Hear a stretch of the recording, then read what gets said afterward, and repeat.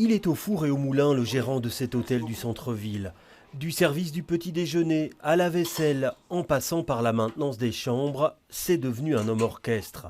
Avec un taux d'occupation de moins de 40% ces derniers jours, impossible de maintenir tout le personnel. On doit vendre 50% de nos chambres pour payer tout ce qu'on doit et c'est un peu la même chose pour la plupart des hôtels. À partir de 50%, on peut espérer faire un peu de profit. Là, on ne va pas les atteindre. Au mois de janvier, hôtel La Grande Cloche, on a 25 nuitées réservées sur plus de 1200 disponibles.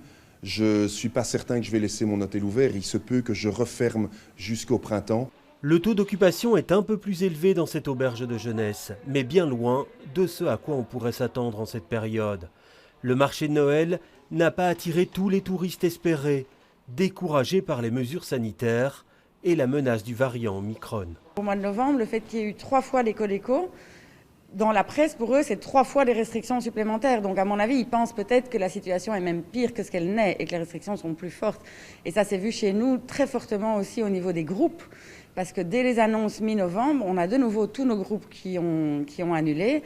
Et pas seulement pour novembre et décembre, déjà pour le début de l'année prochaine. Changement de décor, mais même constat dans ce 4 étoiles de luxe de 142 chambres de l'avenue Louise.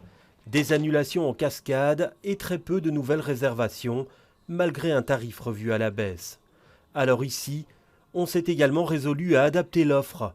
Le restaurant de l'hôtel est fermé. Avec une occupation de 20% d'occupation, on ne va jamais faire nos chiffres de revenus qu'on a d'habitude pour pouvoir, par exemple, payer les 2 personnes qu'on met en place ici dans le restaurant, mais également un cuisinier, un plongeur. Il y a beaucoup de frais qui sont liés. Cette chaîne hôtelière a d'ailleurs décidé de fermer complètement 3 de ses 5 hôtels bruxellois durant les vacances de Noël.